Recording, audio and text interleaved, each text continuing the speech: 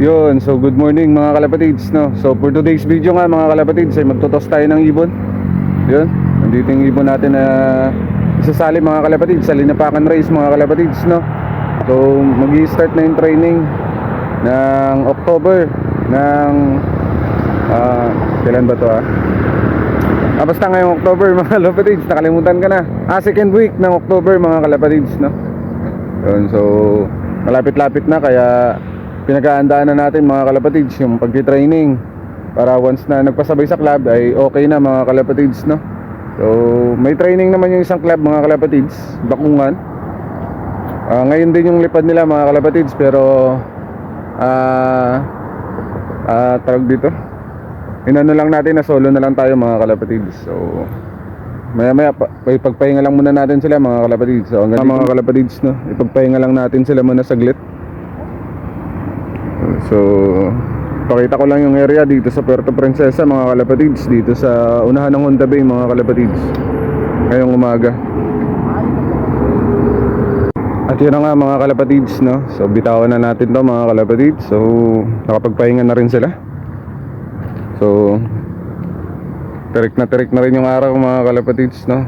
So dumating tayo dito 6:28 na rin. Talagang okay na bitawan mga kalapatids, na hindi natin masyadong inagahan dahil tawag dito, yun na nga, tanghali tayo magising mga kalapatids, no. Ang aga ngayon mga kalapatids.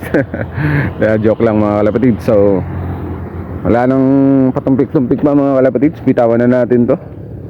Ayan. So nagbuburit pa ako so unang bitaw ngayon mga kalapatids, no, ng linapakan, unang toss na rin mga kalapatids. Hindi ko alam kung ilang kilometers, parang 5 bata. Malapitan lang mga kalapatids.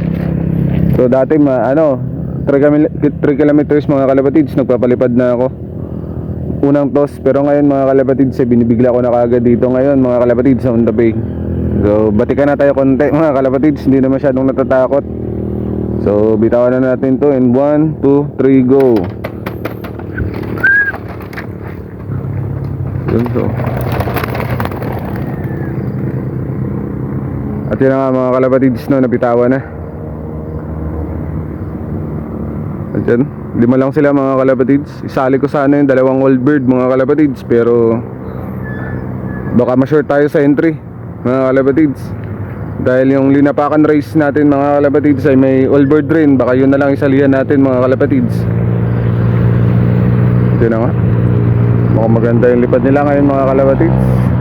Wala ko re-recta na kaagad mga kalapatids. Yeah. So yung binitawan yung kaninang nag-club training mga kalapatids, na si Kalapatids Chingo mga kalapatids ng Pure PS, ay Bakungan. So alas 6 sa kanya binitawan. At nakita ko kanina sa GC mga kalapatids ay nakauwi na rin yung mga ibon nila. At yun ang maganda mga kalapatids, walang kasabayan yung ibon natin. So plano ko sana doon magpasabay mga kalapatids, ngunit Bakungan agad mga kalapatids, no? So bundok pa yung dadaanan nila dyan, o baka dito rin sila dumaan mga kalapatids sa tabing dagat. Pero marami mang kasabay, makakauwi naman siguro. Pero pinilit ko mag solo na lang mga kalapatids para mas maayos, o iwas na rin sa sakit mga kalapatids. Dahil malapit na rin yung club training, doon na lang natin isasabak. Yun, so mga kalapatids, doon na sila mga kalapatids. At doon naman yung area talaga natin mga kalapatids. Tamang tama yung rekta ng ibon. Yun, no? Yun, so good news mga kalapatids, no? So dati mga kalapatids, na yun na nga yung kwento ko kanina. So nagpapalipad ako mga kalapatids, doon pa malapit lang talaga mga kalapatids, no? Halos nasa 3 kilometers lang mga kalapatids yung layo. Bulol-bulol pa ako mga kalapatids, sorry So first time lang ulit natin mag-vlog Hindi naman first time, kababalik lang ulit natin mag-vlog. So hindi pa tayo masyadong expert mag-vlog mga kalapatids. At sana ay maintindihan nyo mga kalapatids. Yun, so sana mga kalapatids ay suportahan nyo na rin ako sa aking channel mga kalapatids, no? Cage 50 Loop TV mga kalapatids. And then sa aking YouTube mga kalapatids, ganun din. So bisitahin nyo mga kalapatids, no? Cage 50 Loop TV, nasa 600 subscriber na rin mga kalapatids, no? Maraming salamat sa mga solid, no? At sa mga darating pang mga followers at subscriber ko mga kalapatids sa aking YouTube and then aking Facebook page mga kalapatids. Ewan ko ba, parang nabubulol at nagadulas yung aking dila ngayon mga kalapatids. Sa lamig siguro. Grabing lamig magbiyahe dito mga kalapatids dahil mabundok dito sa Palawan mga kalapatids. At kahit na sabihin na 200 kilometers o 300 kilometers lang yung aming binibitawan na ibon mga kalapatids dito sa Palawan, pinakaduluhan na namin mga kalapatids, nasa 200 plus lang mga kalapatids. Pero pahirapan yung pauwian dito sa Palawan mga kalapatids.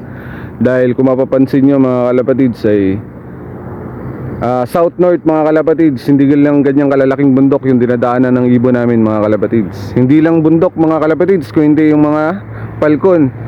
Sobrang daming palkon dito sa Palawan mga kalapatids. Isa yon sa nagpapahirap sa mga ibon namin makapagpauwi ng maaga mga kalapatids. Yun, so sa mga hindi pa nakakaalam mga kalapatids, yun, so ilang taon pa lang rin yung pan-share dito sa Palawan. Ginanap yung aming club dito ng Racing Pig yun mga kalapatids ay ilang years pa lang din. Pero ganun pa man mga kalapatids ay tuloy-tuloy lang kahit maraming palkon dito sa Palawan. So yung iba nag-training, pag uwi may palkon kaagad mga kalapatids na palkon. So at sana naman tayo mga kalapatids ang ating mga ibon ay makaiwas sa mga palkon. Pero awa naman ng Diyos mga kalapatids ay walang napapalkon sa aking mga ibon. Yun, so pinahaba pa yung mga sinabi mga kalapatids na. So, kwentuhan lang saglit mga kalapatids. Ginaganahan tayo makipagkwentuhan ngayon. Yan. So update lang, wala na yung ibon mga kalapatids. Nagrekta na doon mga kalapatids. Doon yung area natin. Doon ang tumbok at doon tamang tama yung tumbok nila mga kalapatids. Malabilyard mga kalapatids na. Yan. So hanggang dito na lang mga kalapatids. At ito nga ulit yung area na binitawan natin. Dito tayo sa taas. Yun yung kalsada mga kalapatids. Yan. So hanggang dito na lang mga kalapatids. Maraming salamat sa mga manunood at magpapalo pa lang mga kalapatids. I love you all mga kalapatids. Bye.